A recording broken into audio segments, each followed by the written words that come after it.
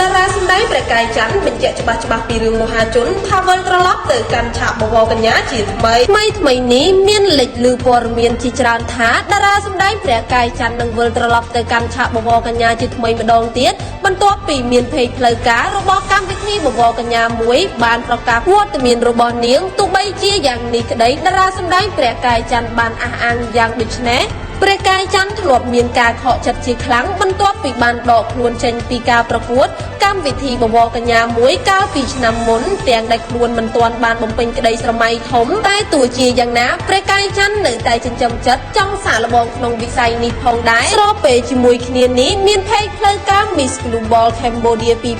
2025បានប្រកាសពីវត្តមានរបស់កញ្ញាព្រះកាយច័ន្ទរហូតធ្វើឲ្យមហាជនជាច្រើនគិតថា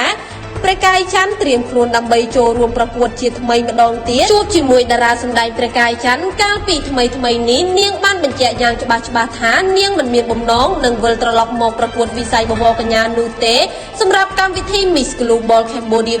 2025គឺនាងចូលរួមធ្វើជា MC ប៉ុណ្ណោះព្រះកាយច័ន្ទក៏ទទួលស្គាល់ផងដែរថាមានអ្នកគាំទ្រជាច្រើនចង់ឲ្យនាងចូលប្រកួតក្នុងវិស័យបវរកញ្ញាជាថ្មីម្ដងទៀតប៉ុន្តែនាងសុំមិនទទួលដោយសារតែចង់ទុកឱកាសទាំងនោះឲ្យបងប្អូនជំនាន់ក្រោយច្រើនជាងក្រៅពីអាជីពសម្ដែងព្រះកាយច័ន្ទគឺជាគ្រូបង្ហាត់បង្រៀនសិស្សរាំរបាំបុរាណនិងសម័យដល់បងប្អូនតូចៗនៅក្នុងព្រះកាយច័ន្ទក្លឹបដែលពេលនេះមានរហូតទៅដល់2សាខាដោយសារតែជោគជ័យក្នុងការបណ្ដុះបណ្ដាលកុមារតូចៗដែលចូលចិត្តខាងសិល្បៈព្រះកាយច័ន្ទត្រៀមនឹងបើកសាខាទី3របស់ខ្លួនជាបន្តទៀតដើម្បីបំពេញក្តីស្រមៃធំរបស់ខ្លួន